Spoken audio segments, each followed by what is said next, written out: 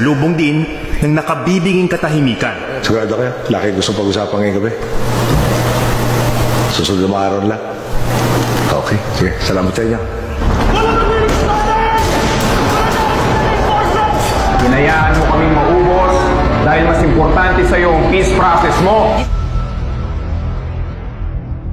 We seek for clear answers from the other party of the peace process. Ano ba itong overkill na to na ginawa niyo sa mga tao ko? Simpleng mga tao lang ito eh. Tapos you will blame coordination? Bakit to justify the killing of my people? Kaya na ba ng Pilipino na marinig ang katotohanan nang hindi mapipikon? Sabi ko naman sa sarili ko, sir, there's no glory in this country, sir. This country is not worth dying for, sir. Kung yung gobyerno natin, sir, hindi kami kayang protektahan, sir, as a warrior, sir.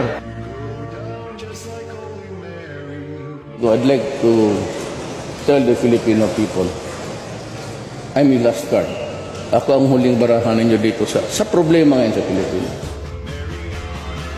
This administration allowed Shabu to be caught inside the National Penitentiary. Is that your performance?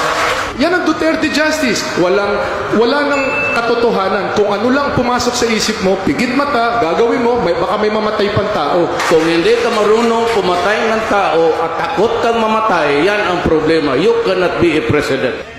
Majority of Filipinos satisfied with the Duterte administration's first 3 months in office. Starting next month,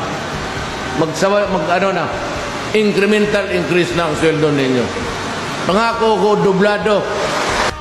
Tsaka, I assure you, walang nagmahal noon sa police na abot sa standard ko.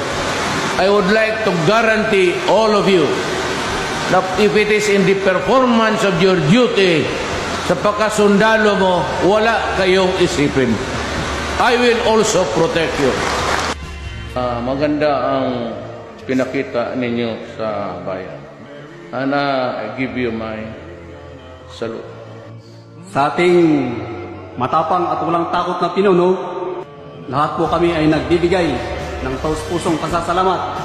Sinadalangin po namin ang iyong tagumpay sa bawat pagsagawa ng mga pagbabago sa mga kalakaran ng ating gobyerno. Kung kami man ay isang bayani, sir, ikaw bayani ng mga bayani. Ikaw yung bayani namin, sir. Ikaw yung nag-lift up ng moral namin, sir, mga sundalo. Until the last drop of our blood, sir. Makikipaglaban kami, sir, sa under ng iyong pamumuno, sir. Kami mamamatay, sir, sa paglilingkod sa bayan. Dahil nakita namin ang aming presidente na talagang sincero. May honor ba tayo? Lakasan mo, may honor ba tayo?